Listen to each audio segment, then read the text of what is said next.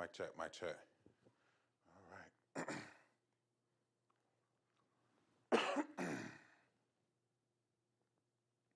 All right. So I'm gonna give it till about 6:35 just to let anybody who may be trying to join via social media and stuff to join us. And let me share it on my page. Well, I would just like to thank you for attending that meeting.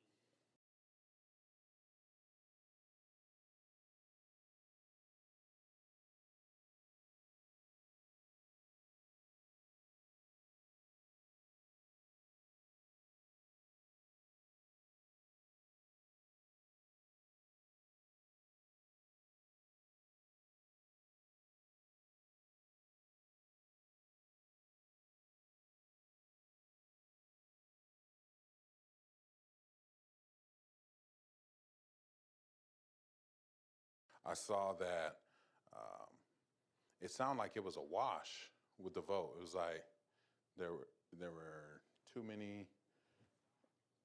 Oh snap! I got my mic on. It sounded like a wash nonetheless. So whenever I did finally hear what was going on, I heard the substitute motion to delay it. So hopefully, I'm sure those guys are going to reach out, to say, how can we compromise? We don't want no building, but the compromise is maybe 100 houses as opposed to 400. Like it was zoned for. It was zoned for 150 initially, and then they want to rezone it for 400, and 400 is just too many. Yeah, that's a lot. Especially when they have that road that they want to make the dead end now into a big circle loop. They have no intention of paying for it. They want the county to pay for everything. You talking about that roundabout? Yeah. We're talking about Georgetown, by the way. Yeah. Yeah, The, well, that traffic affects us, it affects Right. Shells and Highway 17. Yeah, it does. this I is know the it. second. They want to build 400 homes, 17-inch Chevrets by the school. And they want to build 400 over there. And they want to build 400 on our side. Appreciate it.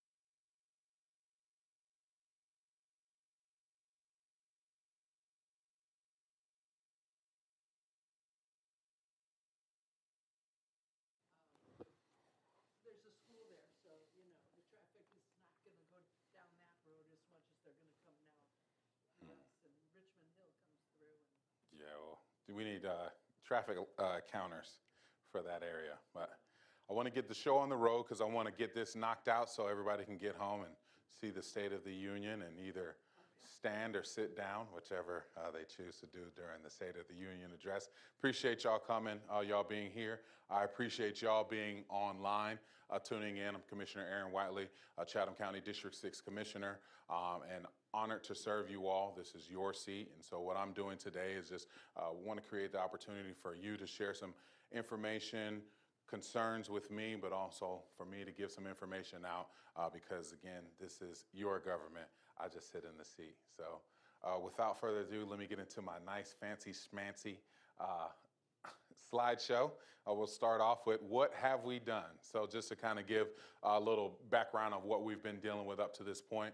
One thing we've got going for us is the trial court building.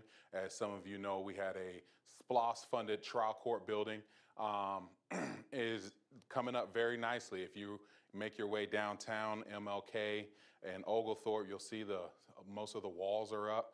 And a few things I put on here that are interesting to me.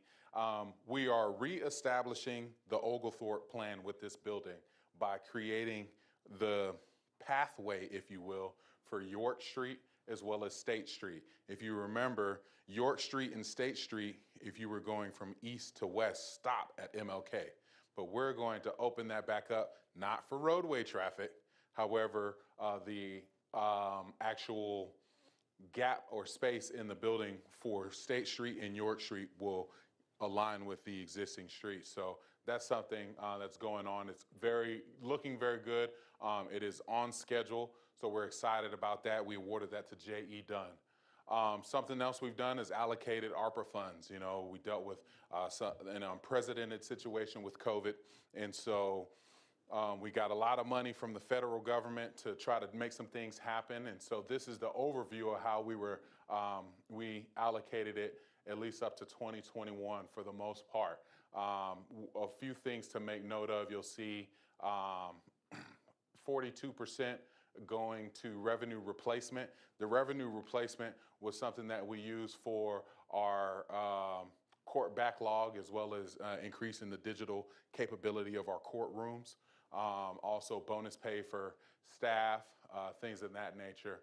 Small business assistance did not necessarily fall under revenue replacement, but we did have funding, ARPA funding, to support small businesses in the unincorporated area, and we ended up expanding that out to businesses in every municipality with the exception of Savannah.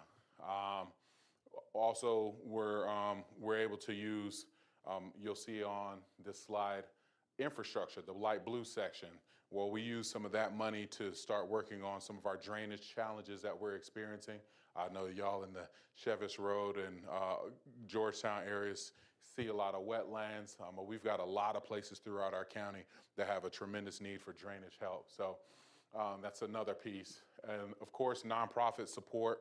There were a lot of nonprofits that have been boots on ground in the midst of the pandemic, and so we wanted to try to support them in many ways as we can. We already do have the Chatham County Blueprint. However, this was another way we could support them. And then also creating access to vaccinations. Let me pause for a second. Can y'all hear me on the Zoom? Hello, Miss Joanne. Hey, Samantha. Can y'all hear me? All right. If not, let me know. I'll check sporadically.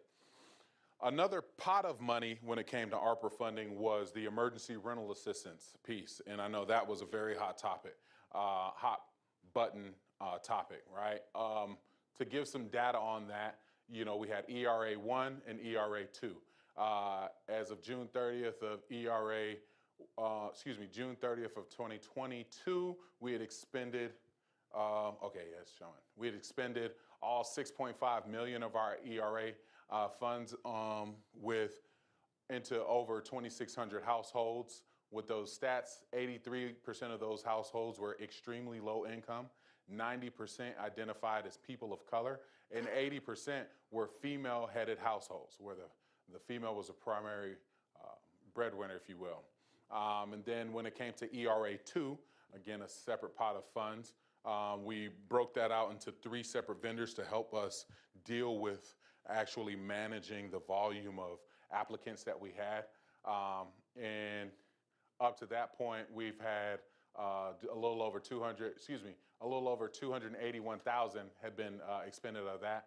And as far as those stats, 51% considered extremely low income, 89% identified as people of color, and 83% were from female-headed households. So the emergency rental assistance program, I do want to address some of the issues and challenges that I got calls and emails about. A lot of folks were saying I submitted an application and I got denied. They didn't pay my rent. I need folks to understand that the stipulations attached to this funding was so stringent that we have to make sure that we are dotting every I and crossing our T to track the reason for needing this money, the eviction or the potential eviction, lights getting cut off, internet being cut off. We have to tie that directly to COVID. So if you were already a month or so behind and then COVID hit, which puts you over the hump, that wouldn't necessarily count because you were already in that boat in the front end. So I want to share that, not to say that people's needs and challenges aren't valid. However, because if we do not allocate these funds properly, they're going to come back and get them from us, take the money back. And even if we've allocated it, we can't come and knock on your door and say, I need that money back, player. So that being the case, we're trying to make sure we do all the rigorous vetting on the front end. So I appreciate people's patience. I know people are hurting, and we'll talk about some of the things that we've done to try to help our citizens hurting in that. One thing that, again, talking about what we've done, we updated the personnel ordinance. A note that I make is that this has not been updated online, which tells us that perhaps we should work on updating our codes online. The personnel ordinance, why this was significant. This was a bipartisan effort to establish transparency when it comes to the county commissioner's employees. What I mean by that, the county commission, these folks who sit in these seats, we have 3 employees: county manager, county attorney, and the county clerk. Up until this ordinance change, there was nothing in our code that stated that our county manager, attorney, or clerk needed to be evaluated. There was nothing codified that said how often they're evaluated. And if any of you have worked with boards of directors and just organizations, period, business, it's always good to evaluate your managers or your leadership. Would you agree? And so I felt like it was very important for us to try to put this in writing. So we were able to do this, again, with a bipartisan effort to make sure that our clerk, our manager, and our attorney are evaluated annually. So every year we can evaluate our leadership, we can set goals, we can see if we're working towards them, because if we're not setting goals, if we're not setting markers, then how do we know that our leadership, those who are accountable and responsible for running the day-to-day operations of our county, how do we know that we're really servicing the citizens as good as we need to? So I'm proud of my colleagues for passing that, and I appreciate the support we're able to get that done. Another thing, talking about how we helped folks as it related to COVID, we rolled back our millage rate, more than a full mill. So we rolled our millage rate back to 10.518 mills, in effect lowering taxes across the county. So not only did you see a lowering in your maintenance and operation, or M&O, which everybody in Chatham County pays. If you live in unincorporated Chatham County, you saw that a reduction. If you pay the CAT tax, you saw a reduction in that too. So again, I applaud our chairman.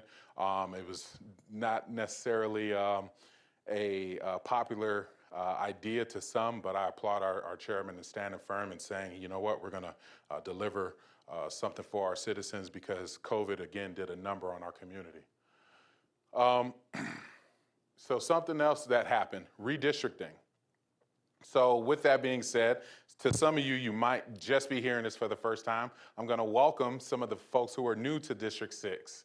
All right, but before I do that, I want to say goodbye to those who we lost. So goodbye. We're going to miss east side of Coffee Bluff, to include Vernonburg. Everybody on that side of Coffee Bluff Drive, the Vernonburg side, if we were traveling down towards the marina, everything on the left-hand side is now going to be in District 2 with Commissioner Stone. And then again, all the way back, the marina to include Ramsgate, Crusade Center. That's all District 2 now. So everywhere south of Coffee Bluff Villa Drive. So the street that the Crusade Center is on, everything going south towards the marina, all of that is no longer District 6. So we're going to miss you, but I think you're in capable hands. And we want to welcome to the beautiful 6th District, Bush Road, the east side of Bush Road. So if we were going down Fort Argyle Road, actually, let me stop. Fort Argyle Road, both sides of Fort Argyle Road, also known as 204. So if we were traveling if we're going down Abercorn, then it turns into 204. We pass Georgetown. We come to Interstate 95. All right. Once you go under Interstate 95, the road becomes Fort Argyle Road. Well, both sides of Fort Argyle Road are now in the beautiful 6th District, as well as the neighborhoods that are right there by Hooters. All of that's District 6 now. The Henderson community, welcome to the 6th District. I am your commissioner and look forward to working with you. Also Berwick Lakes and Davis Road on Quaco Road. So I got a little bit of Quaco. So hello, Pooler. We're friends now. I got a little piece of Pooler in my district. And again, Quaco Road also. So welcome to the 6th District. You can go and see this map on the NPC's website. And you'll see there was a significant difference in a lot of places. Ultimately, what happened, you had a lot of our districts, to include District 8, that just blew up in size. And so we had to get to a point where each district housed around 36,911 citizens.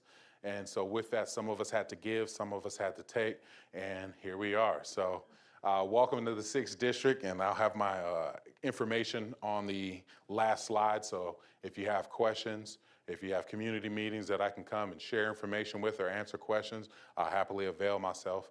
Feel free to call me, because this seat is yours, it's not mine. Something else we did was update our animal control ordinance. A few of those updates, and I'm very proud of this because this took a lot of work.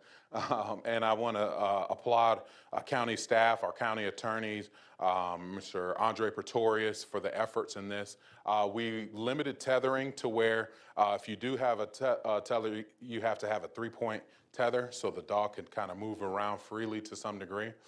We've instituted a minimum and a maximum temperature as it relates to pets being inside or outside, whether it be inside a vehicle with the windows up or outside a house. So if there's a certain temperature, I don't recall it off the top of my head, but there's a certain temperature that's too cold for your pets to be outside now, and there's a certain temperature that's too hot for your pet to be outside without significant covering and so on and so forth, and access to water. But additionally, a specific temperature to where your pet cannot be in the vehicle without air conditioner running and so on and so forth. So that's another addition that we made.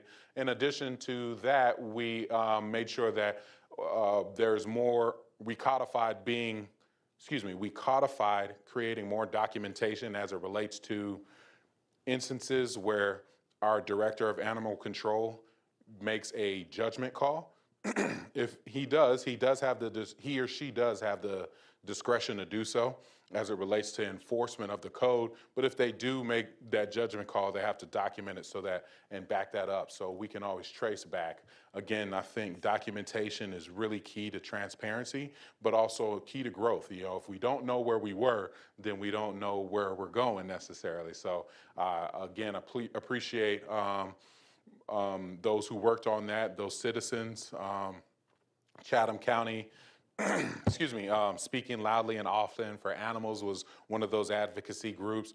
You had a pet rescue groups, a lot of folks. I could just name a gang of folks, but we appreciate your input. We still have some work to do, though. We still need to talk about outdoor sales ban or review in some sort. That comes up when you talk about folks selling pets at places like flea markets or on the side of the road. Georgia code allows a person who has just a regular dog, if Fido and Mila have puppies, you can actually sell or give away that one litter of puppies. But if you're actually being a breeder, you have to get a breeder's license and so on and so forth. So it limits outdoor sales there. So again, very proud of us getting that done. All right, so now what we're doing. Again, those were some of the things. And actually, let me take a pause before I move. Are there any questions on the stuff as to what we have done? See, yes. Okay, that means y'all can hear me. All right. Let me check my social media.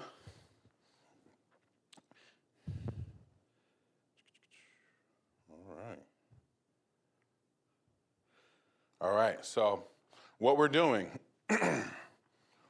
a few things as it relates to infrastructure. Quaco Road improvement. Now that Quaco Road is part of my district, or at least a small section, Berwick Lakes, I get to talk about Quaco Road. So we're widening Quaco Road, and that's between 17 and 95. We're adding a additional, we'll say a walkway path, if you will.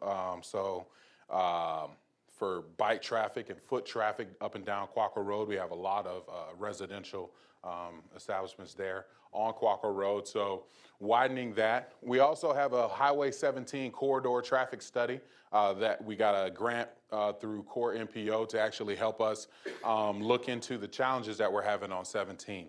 We've had a tremendous amount of accidents. Traffic is just nuts. And when you think about places, right now I know county is county staff is working on the intersection of Burton Road and Highway 17 to find ways to alleviate folks trying to get out of Burton Road onto 17. But this study is basically from 204 down to Durin, if I'm not mistaken. And the whole goal is to find ways to alleviate ingress onto Highway 17, but also traffic issues, and find ways to try to limit congestion and also the accidents. You know, we've had a lot of fatalities, and you know, may those folks rest in peace. And so we want to try to do all we can to make that happen. I want to be clear with folks, Highway 17 is a state road. So we have to work with GDOT. So Chatham County cannot unilaterally just decide to go and do something on 17. We can't just decide on our own to put up a traffic light and stuff like that. We actually have to work in conjunction with our partners at GDOT. We've also been working on a countywide drainage study. You know, our drainage basin is in need of plenty repair. I know seeing one of our neighbors here who talks about the drainage in his neighborhood, the canals, a lot of them are just clogged up, they're bushy, folks are dumping stuff, and so we're looking at ways to make sure that we are effectively draining water. It's unfortunate that, in my personal opinion, it's unfortunate, well, I won't say that it's unfortunate, but T-Splosh would have helped alleviate some of our drainage issues, but it wouldn't have stopped or changed what we're doing and trying to address some of the issues countywide. You know, when we talk about pipe makers canals and the different canals throughout the county, they need some work. And so we want to find out what we actually have to do to make it happen. We also are doing a hydrant review, and that we got that money in 2021. So working with working with our partners at Chatham Emergency Services, we were able to kind of identify some of the hydrants that were ineffective. We have hydrants that either don't have a big enough water line going to the hydrant, and some of them aren't operable at all. So looking at what we can do, I know that our chairman has been adamant about trying to make sure we find some federal and state funding for that. And it wasn't just, to be frank, our chairman's adamant about finding any money we can to do anything in the county. So I applaud his efforts there. But the hydrants are a big thing we gotta worry about. Oh, thank you. Goodness. Excuse me, y'all.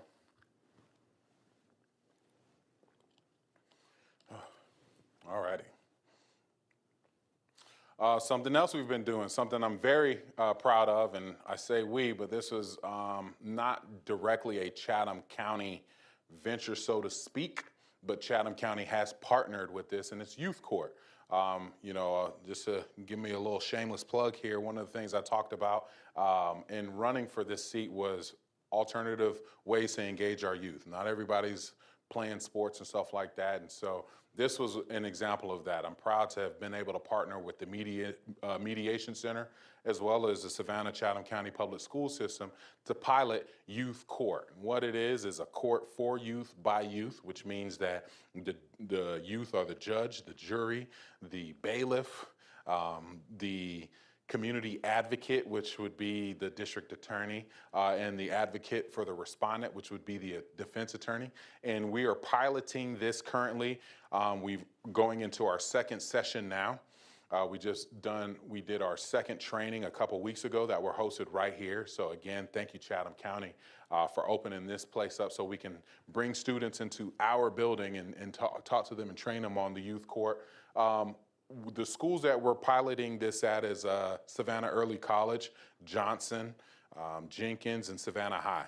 And how it works is offenses that are in the code of conduct for those schools that you could get in-school suspension or some other form of punishment, you can opt, certain offenses, not all, but certain offenses, you can opt to go to youth court in lieu of the punishment that is there. You'll go to youth court. Again, be tried by a jury of your peers. They'll decide a disposition of some sort. It might be a letter of apology, some community service. And once you complete that, then you don't have that on your record. The goal is to move this to a format that is used throughout the state. We are the 23rd version of this in the state. that is actually being used in juvenile court. So certain misdemeanor charges that youth are getting hung up with, and instead of actually going to jail or having a record, they can go through the youth restorative court and do some things and then not have this on their record. So giving some folks a second shot and hopefully putting a crimp in that school to prison pipeline. So I'm very proud to work with, again, the school system and the mediation center. Thank you all for y'all support for that. And again, thank you, Chatham County, for opening up locations for us to do the training. Thank you, University of Georgia. That's who gave us a grant to do or who actually applied for the grant to do the initial training. And now we're training trainers, baby. So we're rocking and rolling with that. Something, what we're doing with operations. CAD RMS installation. So CAD RMS is basically a system that is for 911 that connects all of the jurisdictions in Chatham County to one system. Right now, it's kind of piecemealed, patchworked across the county. I'm not saying that it's not effective, but it could perhaps be a little bit more effective. So with that system, it's going to allow everybody to kind of connect easily. And so that's going to be a big part of increasing the efficiency when it comes to 911. Also, updates to our 911 just center, hiring and training people. I know folks are calling 911 and they're not getting an answer, and so on and so forth. I want to say, to address that, you have a couple of reasons. First of all, let me first start by saying nobody should call 911 and not get an answer, especially if you're in the midst of one of the worst times of your life. That's got to be terrifying. I will say that if there's accidents, I've got calls that said, man, we were trying to report an accident and nobody answered. Well, if you're in traffic and you're calling to report an accident, chances are 53 and a half people are trying to report the same accident, right? And so with that call might be missed, not missed, but it may get routed to a neighboring jurisdiction, which is a common practice in 911. But again, I am not trying to make light of somebody being in the midst of a traumatic event and not being able to reach help in some way or another. So we're working on that. The other part I wanted to highlight is that when it comes to training staff for the 911 center, you don't just come in and say, all right, do you know CPR? All right, get on the phones. No, there's an actual process, because if you can imagine, these operators deal with a tremendous amount of grief themselves. So we're trying to make sure that our 911 staff are adequately trained is something that we're working on too. So that's what takes it a little while to get somebody on the phone. But we are working on it. I hear you. I hear you. I hear you. Citizens of the 6th District, we are working on 911. Also, we've been making some updates to the PIO office, or Public Information Office, and our hardware. One thing, y'all who are in here, you see this cool little thing with the red lights on it? That's a mic. It's like the biggest mic I've ever seen. But we've had some updates with our mic, with our lighting systems, with our TVs, to just try to make it a little bit easier to understand and see what we're seeing in the meeting. Updates to the cameras. But also, we're working on finding new ways to reach out to you. As we've talked about before, getting people to use the My Chatham app helps us to track challenges and issues in our county. But we also want to find other ways to connect with you. Again, this is your government. So I know that, if I'm not mistaken, there's an RFP out there. Or maybe an RFQ, but we are working on finding a software that'll help us interact directly with our citizens in more than one way, to make sure that we're getting information to you and that we're getting the information back from you. All right, some things in the pipeline, some things that are on the way. So one, as you may have seen, we now have our prior county manager is no longer with us. We wish him the best, and now we are awaiting the sitting county manager, Mr. Michael Kegler. We're waiting for his contract to come across the commission desk so we could vote on it. So I'm eager to see that, especially going back to when we talked about that transparency piece, being able to set up when we can evaluate them and set goals for them so we could make sure we set our county manager up for success, I think is the best thing to do. So waiting to see that. Also, our chairman, I applaud his willingness to go ahead and create a contract for our county attorney. Currently, our county attorney is not on a contract. And so we definitely want to make sure that we're setting some rails in line, not only for now, but for continuity, what's next as we're moving forward. I have partnered with the Deep Center as well as the District Attorney's Office for the cities and counties for fines and fees justice cohort. So it's the Deep Center and the District Attorney's Office. And what that is it's a program that actually looks into the different counties and cities' fines and fees that they assess to people for whatever crime it may be. And just try to look and see, okay, with this application of this fine or fee, is it regressive? Is it hurting somebody more than it's helping? Is it, for example, I can give an example. If somebody is homeless and they get a ticket for sleeping in their car, is that fine gonna help them? If they already don't have a place to live, they didn't have enough to get a room, and then we're gonna tack on another fine. Now, I'm not saying that's the case here, because I can say that our police department we have a very community-centered police department, and I applaud Chief Hadley. But that's just an example of a potential reform that we can do if there is a challenge. So what we're doing is going through our current codes and working with the municipalities in our county to see if there are some fines and fees that we could amend to be more positive and proactive rather than hurtful. Because whenever we think about, okay, if somebody gets fines and fees and then they can't pay them, then they end up in jail, and we spend about $78 a day for an inmate in the jail. So then we're paying for that as citizens. So again, trying to find efficiencies is a big thing for me as it relates to fiscal responsibility. All right, what's next? All right, we're currently in legislative session. So here's some of the legislative items that ACCG has recommended counties look at. And so I know we have a luncheon with our state delegation, when I say we, the Board of Commissioners, in Atlanta for Savannah Chatham Day. So looking forward to having some conversations with them, though most of us have some sort of rapport and have been talking with them up to this point. A lot of different things on the pipeline there. Also, a big one, reviewing the fire fee and collections. So again, another instance, ladies and gentlemen, we heard you. This fire fee has been, I could think of a lot of words to call the fire fee, but one thing I won't do is run from it. And so we've talked about, and I'll be happy to answer again any questions in reference to the fire fee. I know at our next commission meeting, we'll have some information about the fire fee. We have a workshop coming up because the current method or rate that we're charging folks, we're finding a lot of inefficiencies there. So we're really trying to find out what's the best way to do this. And what we as Chatham County Commissioners are posed with is making sure that our community is safe. And so with that being the case, how do we do that in a manner that's fiscally responsible, but also fair to the citizens? So we're still talking about that. And I will say that when folks, I've heard something to folks assuming that Chatham Emergency Services is just making out like a fat rat with our money. Well, I'll tell you, Chatham Emergency Services is the most efficient fire department in this area. And, there's receipts to prove that.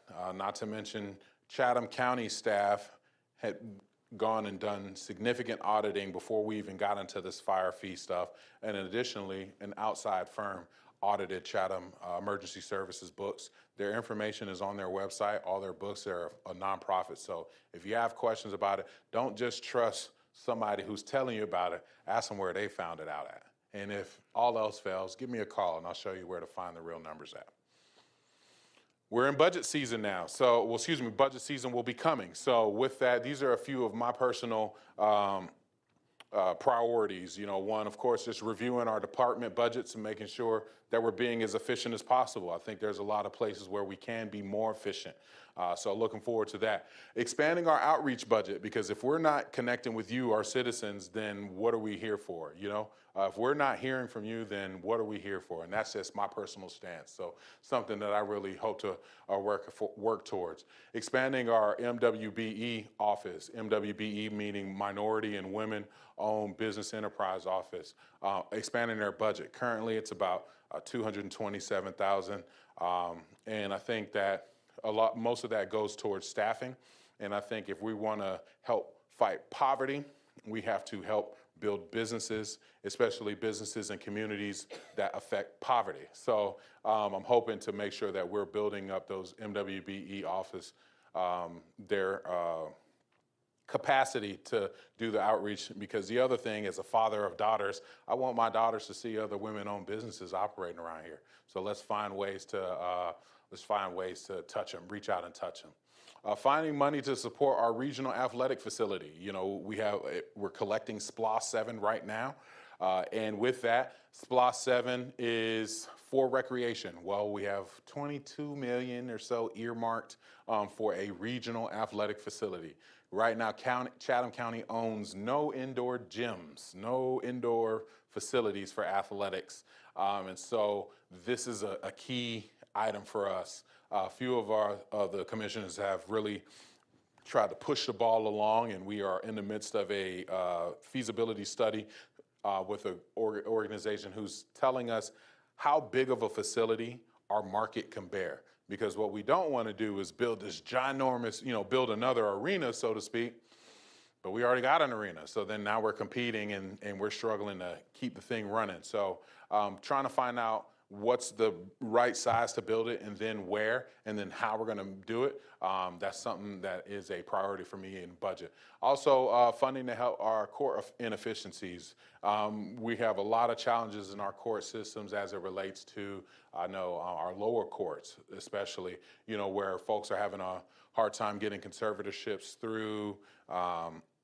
You have, still somewhat of a backlog. So making sure that we're helping to fund our court system and our judicial system, and making sure that those who serve on our bench and in those courtrooms have what they need. And then blueprint applications, those are open. So blueprint, of course, if you aren't aware, is how the county supports social issues, if you will. The county does not have a lot of social direct programs. We partner with organizations in our community to carry out and bring those goals home for us. So with that application is open now. If you are a nonprofit with some sort of mission that helps our community in some way or another that matches the blueprint, then we're asking you to apply. The deadline is March the 1st. If you have questions about it, you can reach out to me. And again, my information will be on the last slide.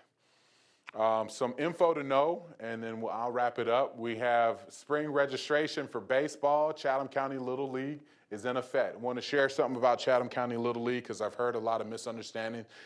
Chatham County Little League, though it is called Chatham County Little League, is not the county. Chatham County Little League is an organization of their own that is part of the whole trip to Williamsport for the Little League World Series. So baseball, T-ball is in essence outsourced to Chatham County Little League. But again, just wanted everybody to know they partner with us. So they're using our fields and so on and so forth. If you want to get your little one involved in baseball, T-ball, registrations are open now. So please do, and you can go to that site. Also, we have a wastewater survey that we're hoping that you will take part in. So we're updating our septic and sewer maps, and we want to make sure that we can get your input for this survey. Again, as I talked about that drainage study, and we're talking about water moving, how water moves in Chatham County. This is part of that. So please, if you have the opportunity, use your, pull up your camera on your phone, put it up to this QR code, and then a yellow little light is gonna come on. Hit that yellow light and fill out that survey. And also share this with your neighbor so we can get as much information as possible. All right, now that is all I have. So are there any questions? Y'all have any questions?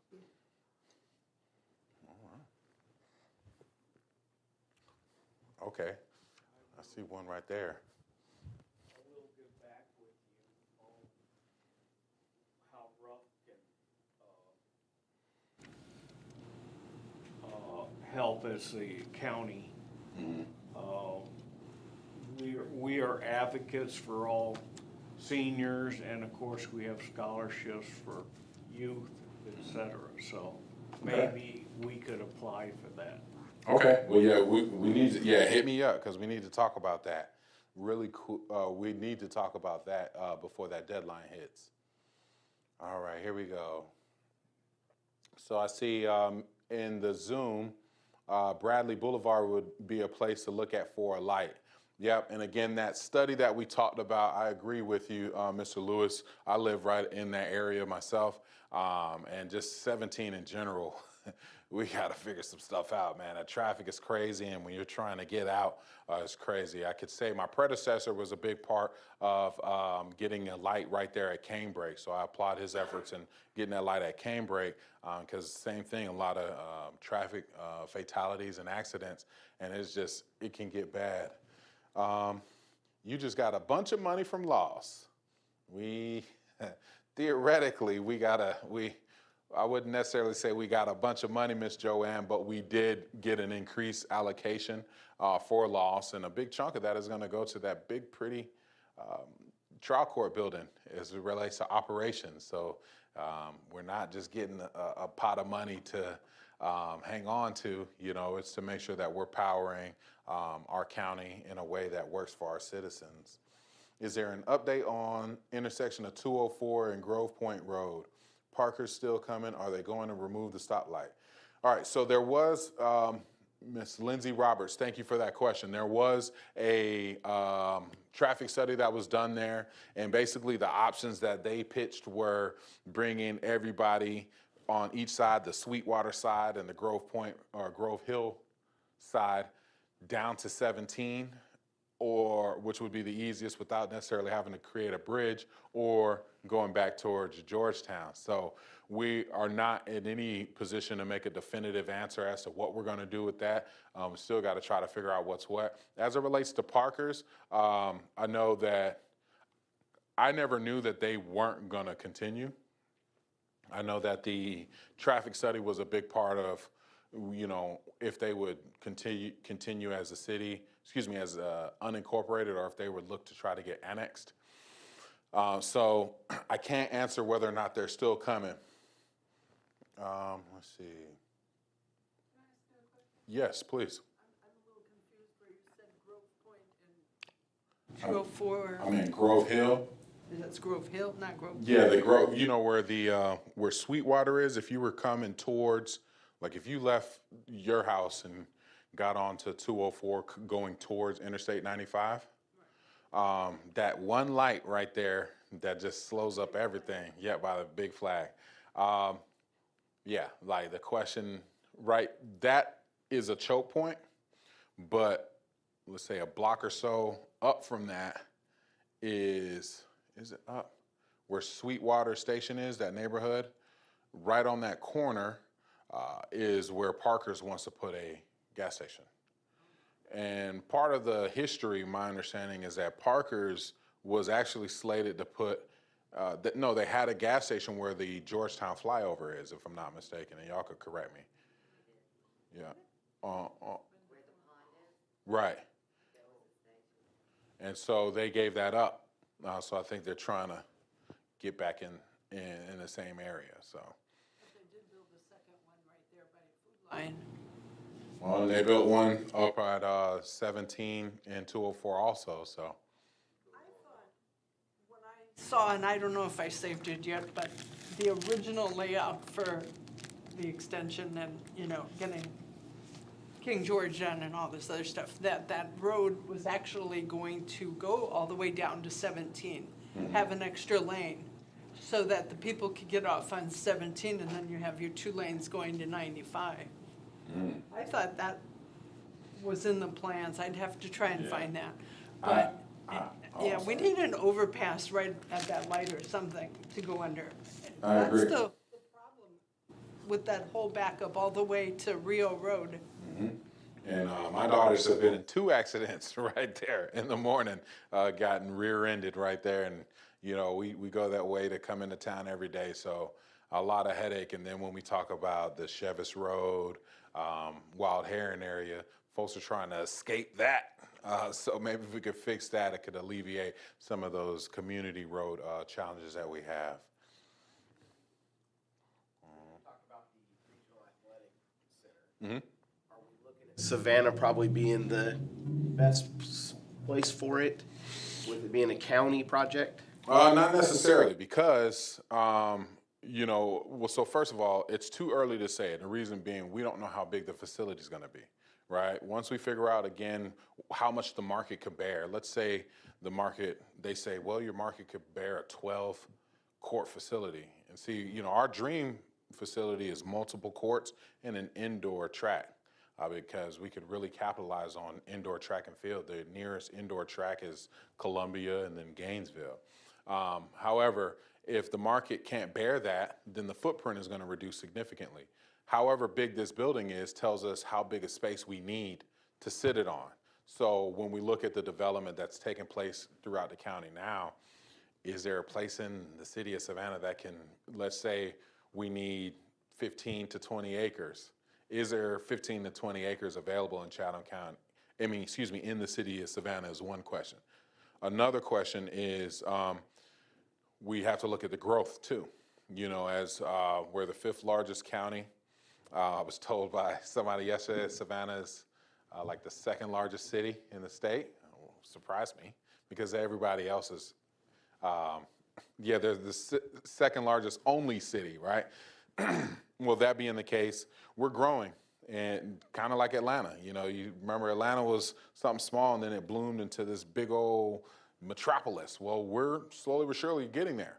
And so with that, we want to put it somewhere that is, again, accessible for the community, but also accessible to create opportunities for sports, tourism, and things like that. I asked that with, you know, the talk about a Southside Community Center. That's 2 very large projects that maybe if there could be some talks of combining those, wouldn't be duplicating efforts, and I think it'd be a great collaboration. Yeah. Kind of going back to previous Chatham 1 type situations. Yeah, absolutely. My mic now? Yeah. Mic check. There we go. No, I agree, Mr. McCann. And, you know, when we talk about collaboration, I'm all for it if it's going to create those efficiencies. One level of collaboration that I'm hoping to work on is One Chatham Recreation. One Chatham Recreation, remember, I said it, right? Because we've talked about it before. We've got multiple recreation departments throughout our county. Are we doing what's best for the citizens, or are we just trying to stay in our silos? So it's my hope that we can create, at a minimum, a monthly meeting where our recreation department heads are getting together and talking about upcoming seasons, about, hey, let's go in and get uniforms together. Let's use our collective buying power to lower that price, you know, per uniform or per item. Let's work together to create robust playing opportunities for our county, the youth in our county at large. So, you know, when you hear One Chatham and you talk about collaboration, it's collaboration across the board. It's not just, you know, where are we going to put buildings? It's how are we going to work with our community citizens, because we're all neighbors. How are we going to, you know, fix our roads? How are we going to fix our drainage challenges? So, you know, that is something I do plan on working on. Well, I'm not in the know, but I do know that the south, what's it called? Southern Woods? No, the mall. Savannah Mall. Yeah. They're talking about putting apartments in there, I think. But why not use a portion of that as what you're saying? Or the Kroger that closed down across the street. You know, they're both blights. They're both uninhabited, and especially the Kroger. Well, aren't they gonna be a storage unit? Yeah, I think the Kroger's been purchased, and then Savannah Mall, I think they're kind of looking at what we could do. I will say that some of us did say, whenever that auction for the Savannah Mall was coming up, hey, can we buy that? You know, because I think that'd be a great place to put a regional athletic facility on a main thoroughfare right off the interstate. Yeah, and they got it for us still. Yeah, but the other challenge we have to remember as it relates to housing is that there's not enough here, and we have our homelessness is going up. That feeds the rent crisis going up as it relates to lack of inventory. You know, when you don't have places to live, then the places you do have are more of a commodity. So the prices, I know I've heard people's rent going up from $850 to $1,200, and you know, in one lease. So apartments and multi-family residential buildings are gonna, we're gonna see a good bit of them. You know, our population is at about almost 300,000, and we're slated to nearly double that potentially in the next 10 to 15 Well, years. a good example is the meeting I was in. You know, they wanna propose 400 in a lot that was, how do you say, 150 Years on originally. originally. Well, 400 is way too much. If we could get them down to 100, which is adjacent, across the street, there's 80 homes in that development. So that would be reasonable. I don't want to say no to everything, but 400 is way too much. Well, I could understand for those of y'all who are listening, you know, Mr. Ellison is talking about a proposed development on the outskirts of Georgetown. And so, yes, growth is taking place. I appreciate that those developers have actually created opportunities to engage with the community. I know that the vote today said that they need to go back and engage with the community some more. So the community is going to have to be a part of that. One of the things I've talked about in the past is something that we could do called a area plan, which is a planning option where you actually go in. We work with the community. It's similar to what we have with the 2040 plan, but we get a little bit more into the weeds to say, okay, this area, these are the types of establishments or developments we would like to see here. So it's another overlay that the community has already kind of bought into, and saying these are the types of things we'd like to see. And so area planning is something that we could potentially look into it, but of course it comes with a cost because we'd partner with the MPC to do something like that. So the growth is happening. You know, we can't escape it, but the most we can ask for is that developers are transparent with the community, that municipalities are transparent and collaborative with the county and neighboring municipalities, because in that situation, you're talking about, that's a city of Savannah plot of land, and it's surrounded by unincorporated citizens. So the unincorporated citizens in a lot of cases feel like we have no voice. And so I could understand that frustration. And, you know, but in the meantime, all we can do is pay attention. And so I urge everybody, tune into our meetings. They're on Friday. Tune into the MPC, because if first comes zoning, then comes the building, then comes everybody mad because I'm not chilling. That was a rhyme I just made up. We're talking about, you know, the cost of rent and all that stuff. There was a big apartment complex downtown that was for a lower income, and then they kicked all those people out for SCAD to buy again. I mean, when are we going to stop them from buying everything up?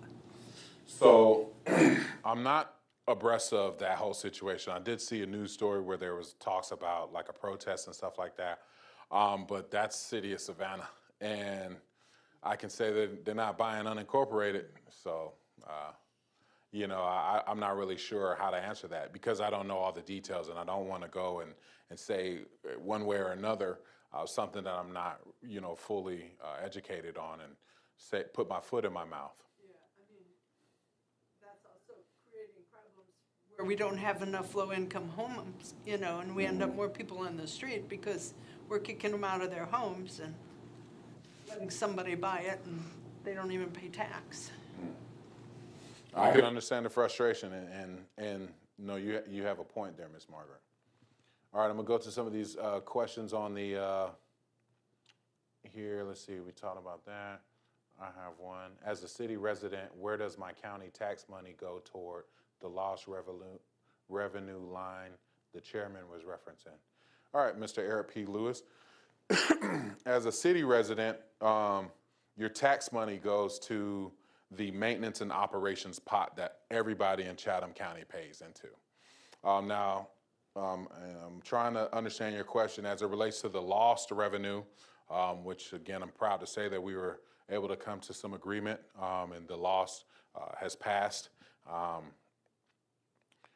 Lost revenue goes to operations for municipalities in the county. So we hear SPLOST, we hear eSPLOST. Those are only for what's called capital projects, building buildings and roads and building stuff. Lost is only used for operations. So the county has 55 essential services that we offer county-wide. Mr. Lewis, an example of that would be the courts. The courts are funded by the county. The jail is funded by the county. The sheriff's department is funded by the county. Animal control is funded by the county. And all these that I'm saying are solely funded by the county. 911 funded by the county. Just talked about how we have challenges with 911. We want to make sure our pay is competitive to keep folks on the job. Well, that's something that's solely funded by the county. So there's a lot of services that are solely funded by the county, and those are some examples of that. And again, I'm happy that we were able to come to some agreement to actually get that stuff squared away. Speed it up a little bit. What did the builder mean by transitioning mobile homes on Chevis Road? Ms. Davis, I'm not sure what specifically was said at that point, so I'm not sure how to answer that. How are we trying to keep the arena afloat? Are they doing well? That's a city function. I know the county did negotiate and help in some way or another get that arena built in the last lost negotiations, hence why the county dug in a little bit more. But as far as operations and things of that nature, I'm not sure how they're doing. Let's see, is the fire fees will be less for retired senior citizens? Can you tell us what's the plan for Savannah Mall space? Savannah Mall, I can't answer for that as it relates to fire fees. We're still, again, we're working on that. We are going to be having a workshop soon to actually talk about what the different options are. And revamping that to some degree or another. And on behalf of my colleagues, I'm sorry that the rollout has been so terrible. It's been terrible. And so, we got to own that. But I look forward to learning about some other ways we can work through it and thinking outside the box. Any update on the liaison officer for the borough's community? Ms. Davis, I did talk to Chief Hadley, and I think they are working on one. Quick. Aside from that, I don't have any updates on that at this point. Every community is missing that liaison officer at this point. What are we doing to address the homeless population that has increased tremendously since the closing of the President Street camp, as in shelters, places to help on the south side of town? Good question, Ms. Harris. So you have the Chatham Savannah Authority for the homeless. They've been doing a lot of work, and I know you have the Cove, which is a tiny house community for veterans, I believe. But the short answer is there is no easy answer for that. I know that the county has invested and partnered with, I'm not sure what specific organization, but we have invested and partnered for shower and laundry trailers to be placed at day centers. I do know that the Authority for Homeless partner with some folks to open day centers where the homeless can go and get access to resources throughout the day. And there they could take a shower again and wash clothes. But we've got a couple of challenges. When you think about the homeless, you have folks who want to be homeless or roofless, as some may say, or unroofed. I've heard multiple ways to refer to citizens of that nature, but some want to be. Some have mental challenges and a need for wraparound services. And in some cases, they can't access some of the services they need because of an addiction of some sort. I know at one point I tried to help a gentleman. He was alcoholic. He couldn't get into the shelter because he kept coming up hot on the breathalyzer. So there, he just kept living outside. So, but then you also have a veteran population within that group who don't have access to their benefits, or some folks don't even have a license or any form of identification. So there's so many different pieces as it relates to the homeless population. It's a nuanced situation in that you can't. It's almost like what is that? When you cover one hole, then another one pops up, and it just keeps going. So I'm not sure completely what we're doing. I know that the county is working on that and has committed some funds again to help in some way or another. The other challenge you have to look at is, okay, if we create too many amenities, if you will, then we become, some will say we become a destination for homeless.